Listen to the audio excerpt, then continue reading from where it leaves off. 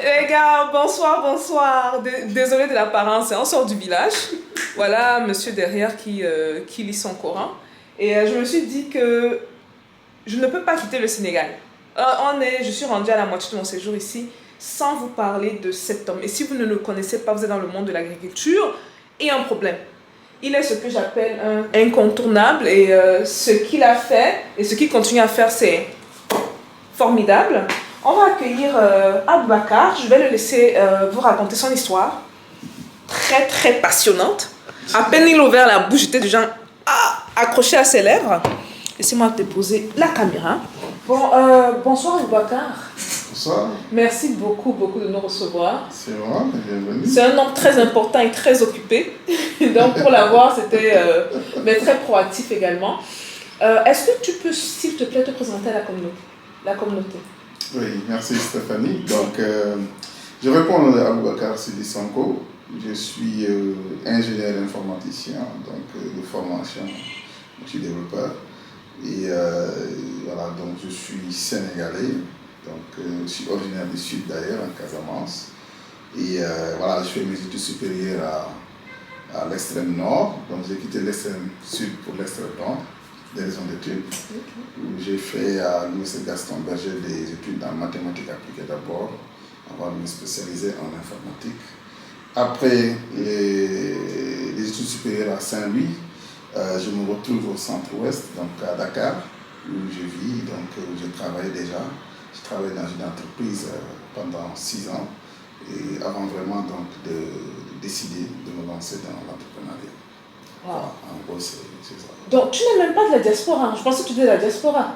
Tu as fait toutes tes études, tu es un pur produit du Sénégal. Je suis un pur produit du Sénégal et je suis un pur produit de l'école publique sénégalaise. Donc, même pas. Ok. Le parcours, le profil est très très intéressant, vraiment intéressant. Dis-moi donc, qu'est-ce qui te pousse à te lancer dans l'entrepreneuriat? Alors, au début, quand je voulais démarrer, donc j'avais envie de faire des choses comme je les sentais. Voilà, donc, parce que comme je l'ai dit, j'ai eu à travailler dans une seule entreprise où j'avais des responsabilités quand même au niveau sous-régional, j'allais dire. Mais à un certain moment, voilà, donc j'avais envie de faire des choses comme je les sentais. Et c'est ça vraiment au début qui m'avait décidé de créer mon entreprise en 2011-2012 et vraiment me lancer. Mais au début, c'était pas du tout un moment, c'était pas ça. C'était vraiment plus du consulting, tout ce qui était solutions collaboratives ou bien des solutions de sécurité. Donc, ce que je faisais au début. Voilà, donc c'est parce que, voilà, étant ingénieur système, donc c'est ce que je faisais d'habitude. Donc quand j'ai créé mon entreprise, j'étais un peu dans cette logique. Voilà. Maintenant, par la suite, les choses sont venues là où j'étais, au niveau donc de l'incubateur, c'était Dakar. Il y avait France Télécom qui voulait faire à l'époque un concours d'innovation. Donc je pense que le concours est toujours organisé. Et l'idée, c'était de développer des solutions innovantes, mais vraiment donc, qui touchent des domaines spécifiques, notamment l'agriculture, l'élevage, la pêche, l'éducation, la santé, etc. Et en voulant participer à ce concours, alors j'ai fait un peu une rétrospective, comme on le dit, parce que j'ai été du point de vue empirique, donc là où j'ai grandi, dans la zone sud, au village, on voyait souvent les gens qui venaient acheter des produits, mais chaque fois, ce sont eux qui fixaient les prix.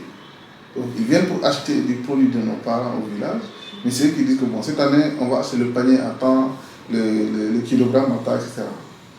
Donc, je dis non, ça c'est pas logique. Donc, voulant passer ce concours, j'ai dit, je vais essayer d'allier l'informatique que j'ai appris à ce problème, pour essayer de résoudre ce problème. Gros problème qui existe toujours, hein, je tiens à le mentionner. Voilà, donc exactement. Donc le problème, donc c'est ça. Et l'idée, c'était de développer une solution qui allait permettre à ces agriculteurs qui sont au village de connaître déjà le produit, combien il coûte en ville, ça c'est un, mais aussi deuxièmement, de ne pas attendre que les acheteurs viennent. C'est-à-dire qu'ils aient la possibilité de mettre le produit en ligne et que celui qui est en ville ou voilà, dans une zone avec accès Internet, il pourra voir que tel producteur a tel produit. Vraiment, c'est ça l'idée de base de M-Mouvement. Et depuis lors, vraiment, nous avons décidé de faire de tout notre possible quand même pour essayer d'adresser cette problématique qui est celle de la commercialisation des produits agricoles. Donc on a vraiment démarré ici. Mais j'ai une question, parce qu'il y a beaucoup de monde qui se lance dans l'agriculture, beaucoup d'Africains. Est-ce que ça veut dire qu'ils doivent à tout prix être dans les villages pour offrir leurs services sur la plateforme, ou il faut juste être agriculteur et on peut ainsi offrir ses services sur Mluma, sur la plateforme Mluma? Non, il faut noter aujourd'hui que Mluma, donc au vu de notre expérience, nous avons développé des solutions sur toute la chaîne de valeur. C'est vrai qu'au début c'était la commercialisation des produits agricoles, mais on s'est rendu compte qu'avant même de commercialiser, il y a d'autres problèmes qui viennent. Donc, pré-production, pendant la production, etc. Vous couvrez les trois secteurs. Les trois secteurs, c'est-à-dire pré-production, la production et la commercialisation. Oh, wow. Donc, on commencé par la commercialisation, après on s'est rendu compte qu'il fallait adresser ces deux autres. Donc du coup, on a diversifié nos services. On a diversifié nos services, mais également nos canaux de communication.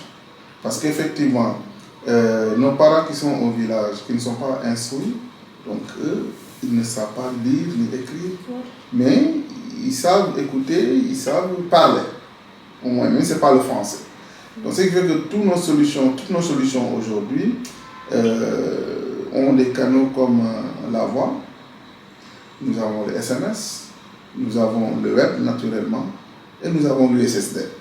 Donc, quel que soit l'endroit où le client se trouve, c'est-à-dire le producteur ou bien l'acheteur, quel que soit son niveau d'instruction, il pourra toujours interagir avec nos services. Mais Aboubacar, j'ai une question après ça. Oui.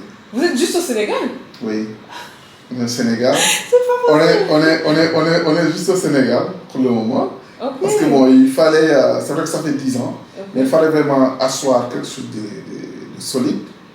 Voilà, parce que voilà, construire un produit, c'est pas quelque chose d'aisé. Surtout si on l'adresse, on a affaire avec des gens qui forcément ne sont même pas instruits, donc ils ne sont pas férus de la technologie. Donc ça nécessite un processus d'accompagnement, de formation et de patience.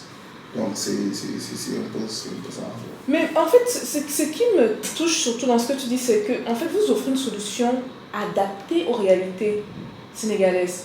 Vous avez plusieurs canaux, comme tu as mentionné, et tu parlais justement de la voix. J'imagine que c'est en Wolof.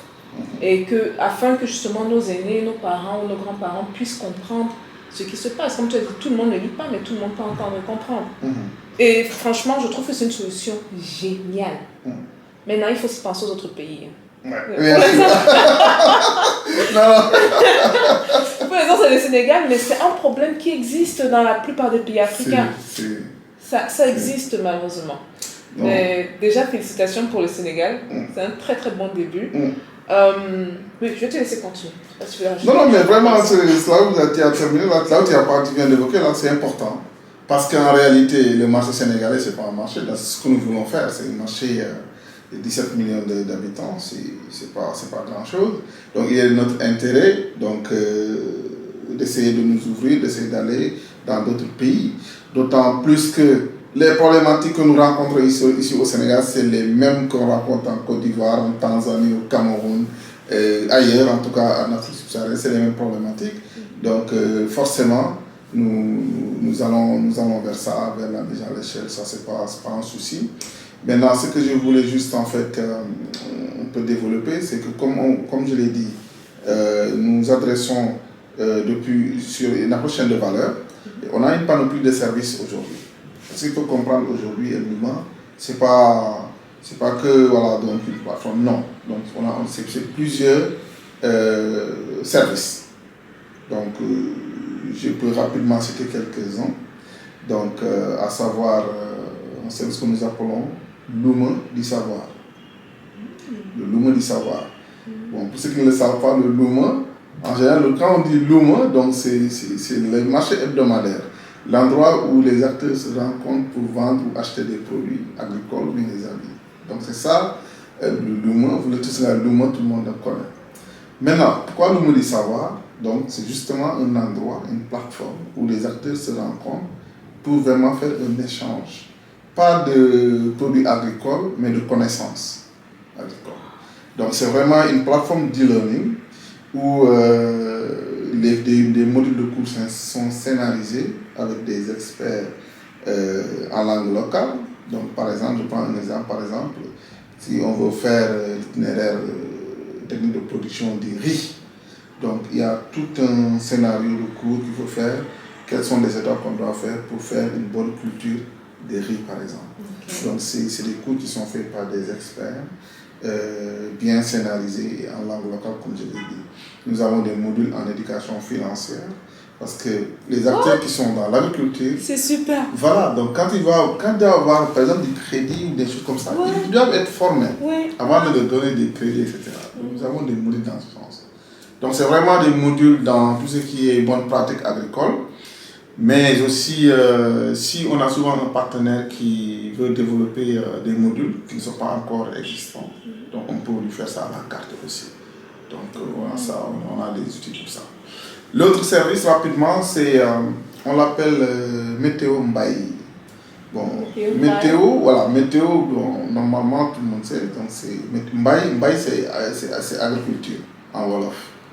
Donc on dit, en gros, c'est la météo pour l'agriculture. Donc c'est un service très simple qui permet aujourd'hui de transmettre les prévisions aux producteurs en temps réel. Le producteur qui est au village, dès qu'il y a une prévision qui est annoncée, à la minute près, il reçoit l'information sur son téléphone. C'est énorme ce que vous faites, quoi. Donc, et ça, justement, ça lui permet en fait de faire énormément d'économies. Parce que souvent, quand vous achetez de l'engrais très cher, et vous venez, vous faites votre épandage, et juste après il y a une forte pluie, c'est un investissement inutile. Maintenant, aujourd'hui, on se rend compte que les producteurs qui sont abonnés en tout cas à notre service, donc s'il y a des prévisions qui sont annoncées, ils vont, même s'ils avaient programmé de faire l'épandage, ils vont suspendre cette activité et attendre jusqu'au moment opportun pour faire l'épandage. Au moins, ça leur permet d'optimiser ou bien de rationaliser leur investissement. Ça, c'est par rapport aux prévisions. Après, maintenant, il y a les pluies tombées qui sont également importantes. Donc ça, c'est la partie bidirectionnelle du service qui permet aux producteurs de connaître au jour le jour. Après chaque pluie, on envoie le nombre de pluies tombées, mais également le cumul depuis le début de l'hivernage. Cette information est très importante parce qu'au fur et à mesure qu'on interagit, on comprend pas mal de choses. Parce qu'il faut signaler à ce niveau que beaucoup de nos producteurs, ils ont de la connaissance, mais ils n'ont pas l'occasion de le support, ou bien ils n'ont pas les conditions qui leur permettent d'appliquer ces connaissances. Je donne un exemple. On vous dit aujourd'hui, vous voulez cultiver du mil ou de l'arachide. Il y a ce qu'on appelle pluie utile. Donc c'est 20 à 25 mm. Ça, tous les producteurs, ils le savent pratiquement. Ils savent que si vous avez 25 mm de pluie de l'hivernage, 25 mm, vous pouvez faire la semis. Mais ils n'avaient pas un moyen qui leur permettra de vérifier à quel moment ils ont les 25 mm. Donc, l'autre aspect de Météo Mbaye là, c'est ça en fait. Donc, si la première pluie c'est 10 mm par exemple, on vous dit, ok, aujourd'hui il a plu 10 mm. La deuxième pluie, par exemple, 2 jours après, c'est 5 mm, on va vous dire c'est 20. Ça fait, la pluie du jour c'est 5, le cumul c'est 15, n'est-ce pas? La troisième pluie, si ça fait 10, vous voyez la pluie du jour c'est 10, le cumul c'est 25. Et là, le producteur, il a sur son téléphone, il voit 25. Il sait que s'il a un cumul de 25 mm, il doit pouvoir semer sans risque. Donc là, il prend la décision. Donc ça, c'est vraiment le service de l'information climatique, en gros. Donc voilà, donc il fait ça. Et ensuite, maintenant, il y a plein d'autres services, mais on s'est dit, ok, après ça, aujourd'hui, on a Luuma Mbaye. Luuma Mbaye, qui est vraiment la marketplace, donc c'est l'idée originale donc, de Mluuma, donc qui est aujourd'hui une place de marché où les acteurs ont des boutiques, des e-shops, ça peut être des producteurs, ça peut être des fournisseurs d'intrants, ça peut être des banques, chaque acteur qui vend quelque chose qui est lié à l'agriculture, il peut créer sa boutique là-bas et avoir des clients, interagir avec eux. Et pour le moment, les moyens de paiement, tout ce qui est moyen de paiement, ça peut se faire via carte bancaire, ça peut se faire via mobile money, ça peut se faire en cash. Ça les paiements, les transactions au niveau donc de cette plateforme. Ce qu'il faut noter ici, que la plupart de nos services, bien de nos noms sont à consonance locale. J'ai vu ça. C'est une particularité. Ouais. Et ce qui est intéressant dans tout ça, c'est pas nous qui donnons les noms. C'est qui? Le seul nom qu'on avait donné, que nous-mêmes, c'est Mlouma. Mais okay. Tout ce qui est par exemple Hamsambaï, Metewombaï, Lumambaï, ça sont des producteurs. Oh. Ça dit ce qu'on fait souvent, on a une approche inclusive. On veut que vraiment les gens se sentent concernés à ce que nous faisons.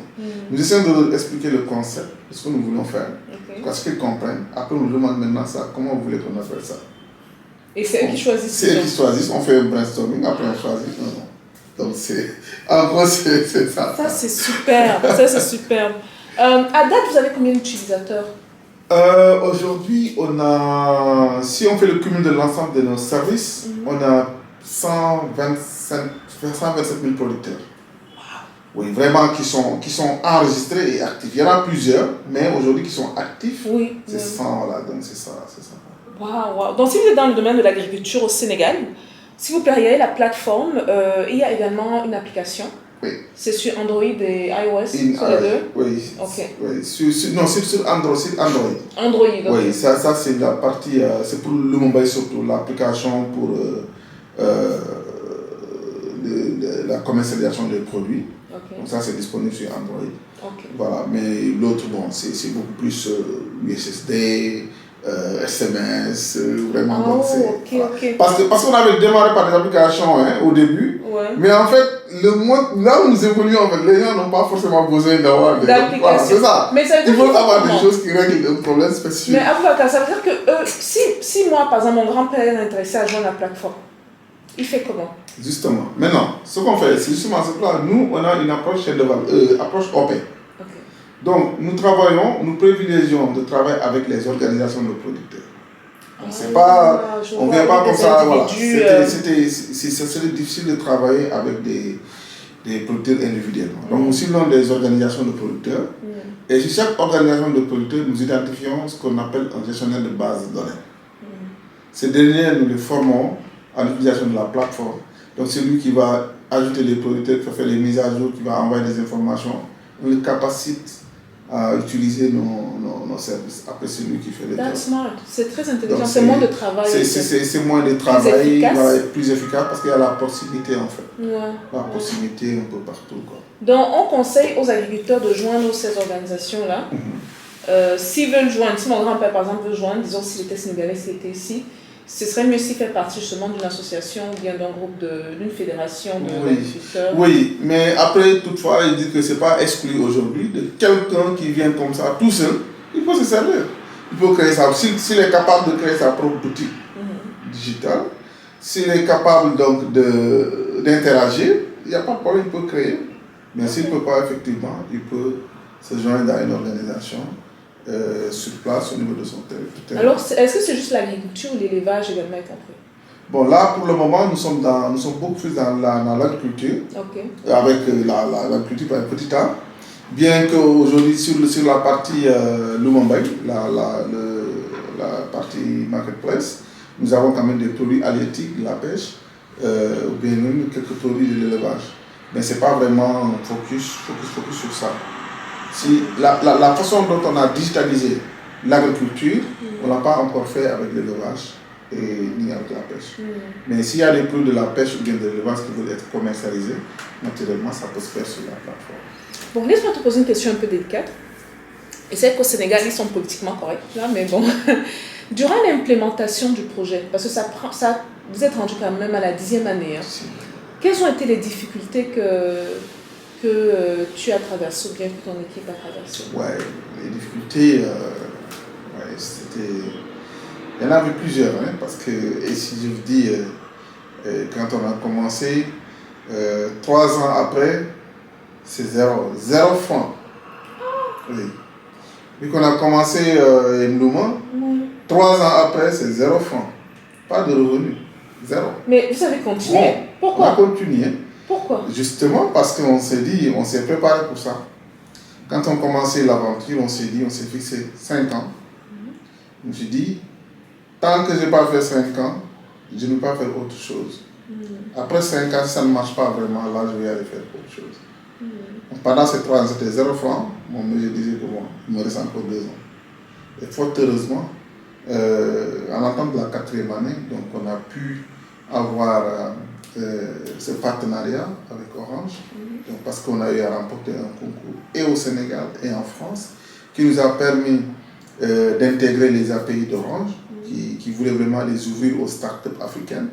Donc, étant vainqueur, c'était vraiment le prix qu'on avait. Pour moi, parce que souvent les gens pensent que les prix c'est de l'argent, non. Pour moi, c'était le fait que je puisse avoir accès à l'API. Et ayant accès à ces API, j'ai essayé. Tu peux expliquer un API, tout le monde n'est pas technicien.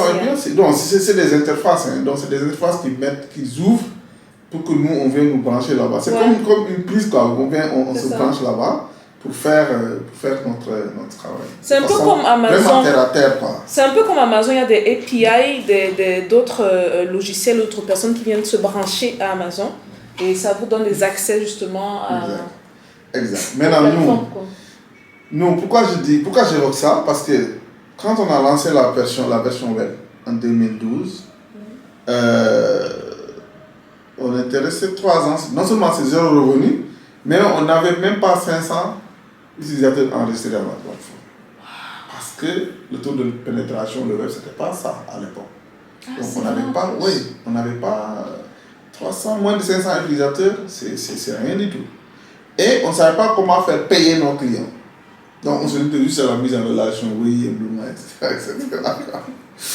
Et du coup, parce qu'en fait, et en réalité, les deux partenaires pilotes qu'on avait choisis, donc chaque partenaire était à 30 km de la ville.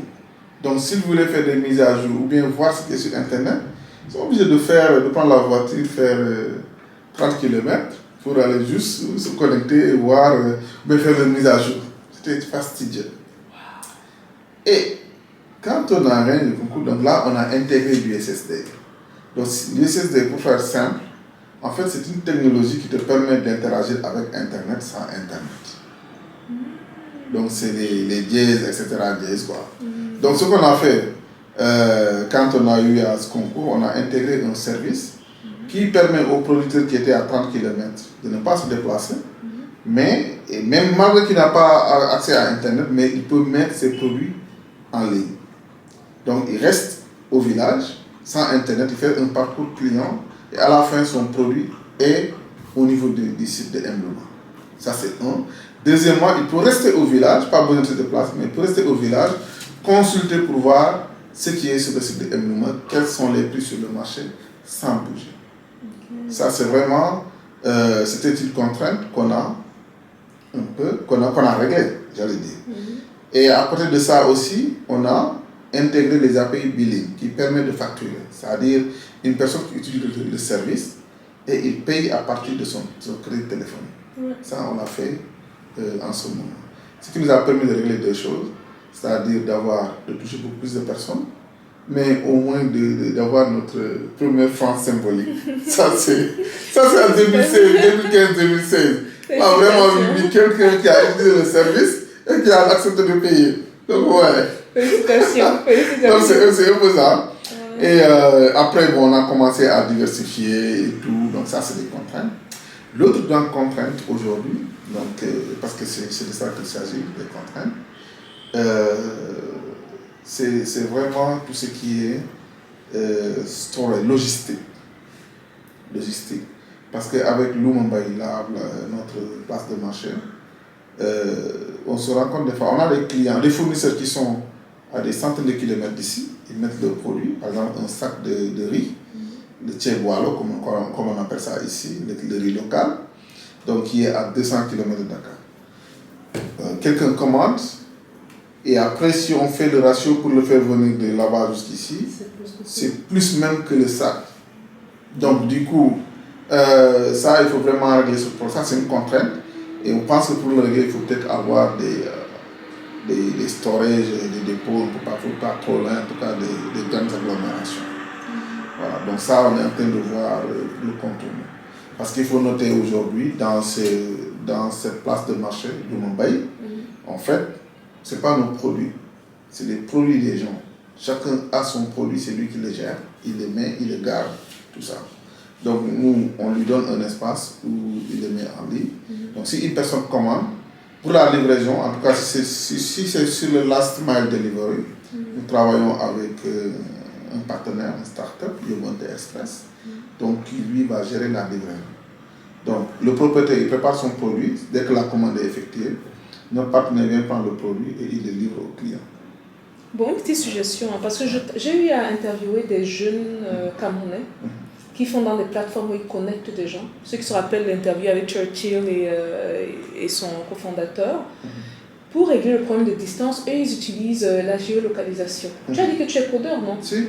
Ils utilisent la géolocalisation afin de donner le producteur ou le vendeur le plus proche de toi, qui puisse aider de telle manière. Si tu veux commander le riz, tu vas pas aller trouver quelqu'un qui est à 200 km de Dakar.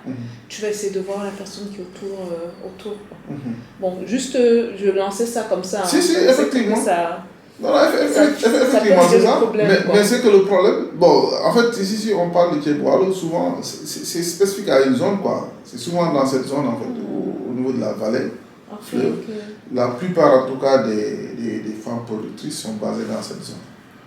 Mais effectivement, pour la livraison, par contre, on utilise déjà cette solution de géolocalisation. Aujourd'hui, on a un colis donc, à livrer, etc. Donc, c'est comme ça qu'on fait pour optimiser les distances. Ah, c'est super, c'est super. Écoutez, mais vous êtes très avancé pour la plupart. Mais est-ce que vous n'avez pas eu des propositions des gens d'autres pays pour travailler en partenariat avec eux? Ou bien ils ne savent même pas qu'il y a des solutions comme ça qui existent? Non, il y en a, mais bon, comme je l'ai dit, en fait, on était dans une phase quand même de mettre quelque chose de vraiment solide. Avant d'aller en tout cas d'attaquer d'autres horizons. Je suis très fière de vous. Parce que ce que vous faites là, en fait, si vous n'êtes pas allé dans les champs ou dans les profondeurs, vous n'avez pas échangé, si vous n'avez pas quelqu'un déjà qui est fermé dans votre famille, ou vous n'avez pas échangé avec vos grands-parents qui étaient des agriculteurs, mais les grands-parents l'étaient, du côté de ma maman, des agriculteurs.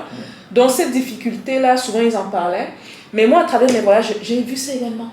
J'ai vu des Indiens arriver, des Chinois arriver, venir payer les denrées au Bénin également. Bénin, Tanzanie, Nigeria, Côte d'Ivoire, Sénégal. Très récemment également, j'ai réalisé ça. Et d'autres pays de la sous-région, réaliser qu'ils n'avaient pas leur mot à dire. Alors que c'est eux qui plantent, c'est eux qui font tout le travail.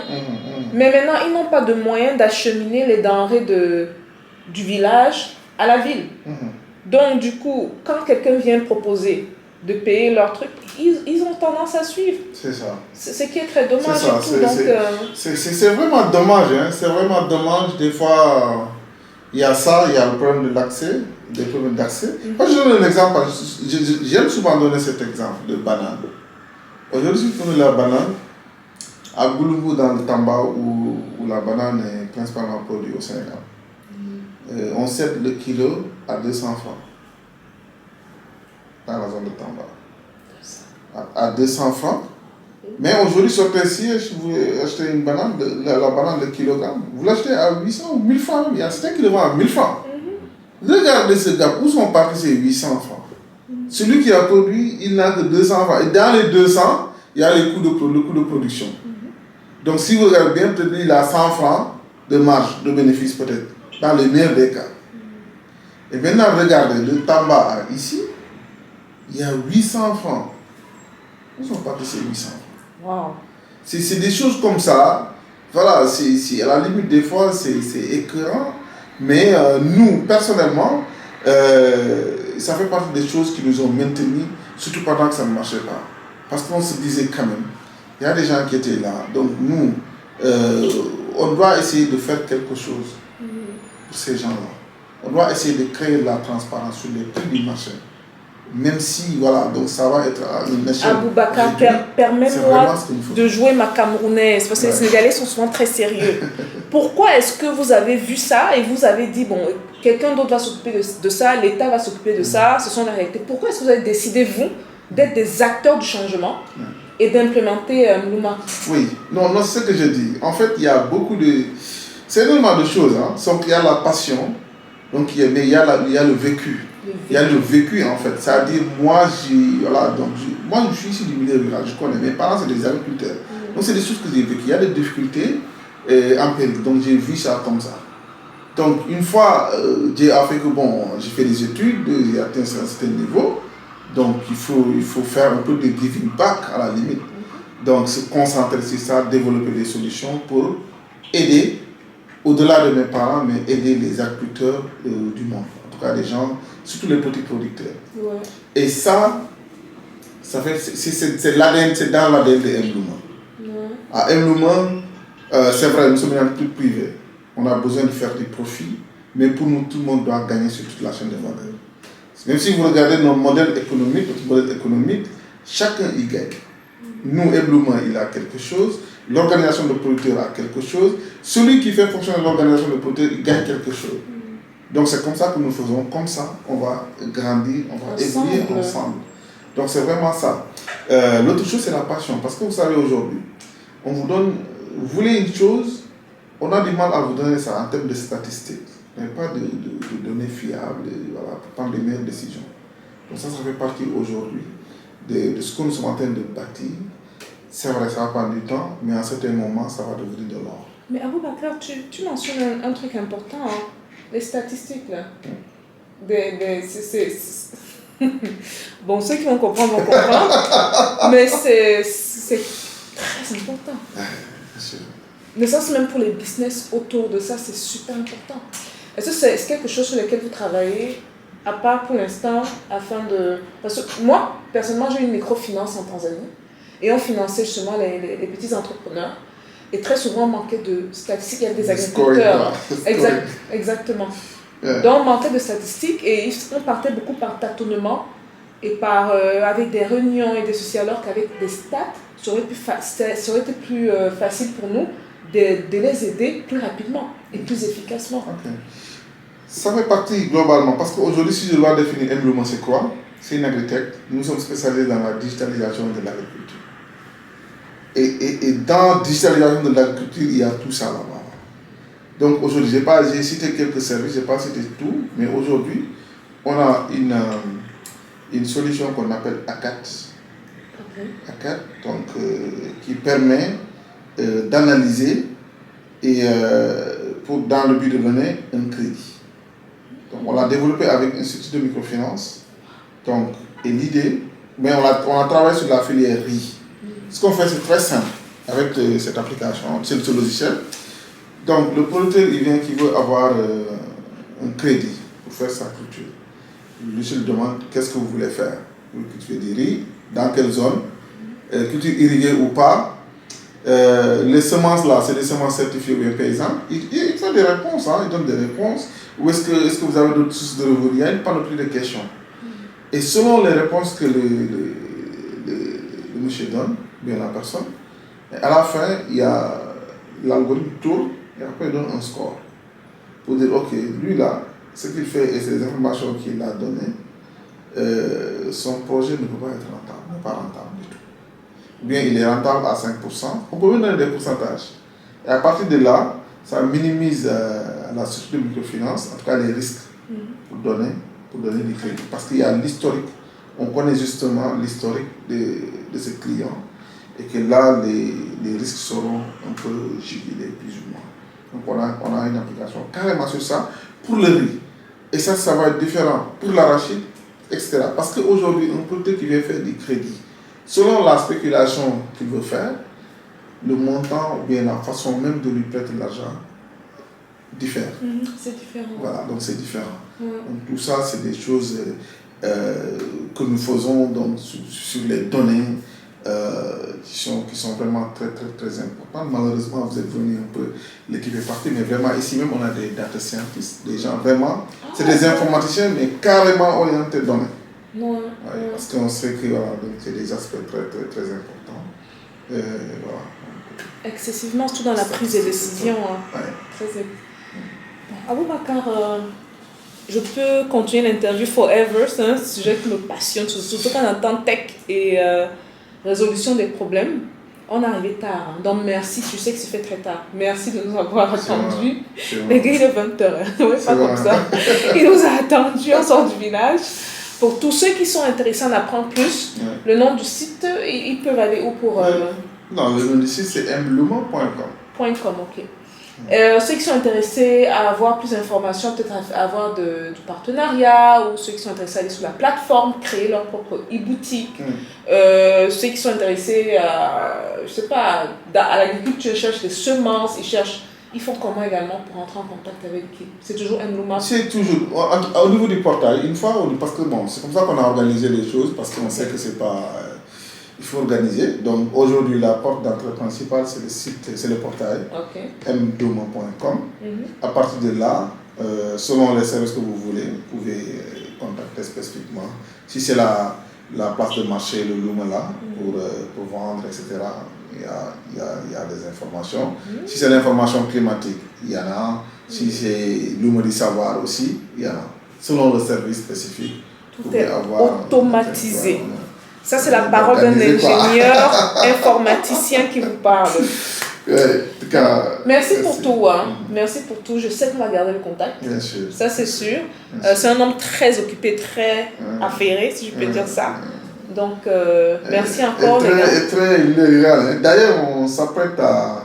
Parce que tu vois ça, on s'apprête à faire notre... comment on appelle ça?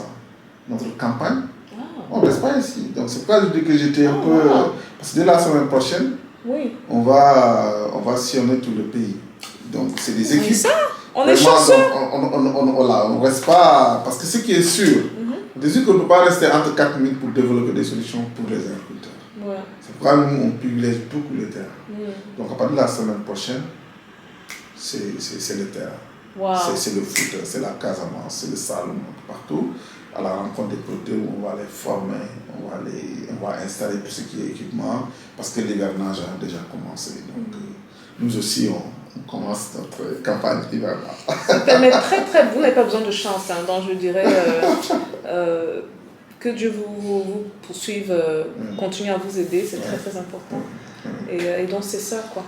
Bon, là, vous savez quoi faire, n'est-ce pas? Vous connaissez le minimum, non? On like.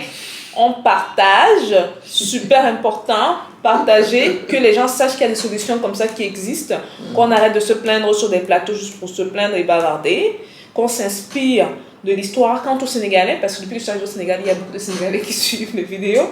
Ceux intéressés, vous partagez à la famille et aux personnes autour de vous. Ceux qui sont intéressés à entrer en partenariat avec eux, bon, vous vous rendez compte qu'ils sont vraiment très méthodiques, hein, ça c'est super. On prend le temps de renforcer ce qui existe au Sénégal. Approchez-vous de l'équipe, peut-être, qui sait, vous serez peut-être le prochain Mluma Côte d'Ivoire, Mluma Bénin, Togo, Mali, que sais-je, who knows. Voilà la famille. On se dit à plus tard, ok? Peace out, bye. Ciao.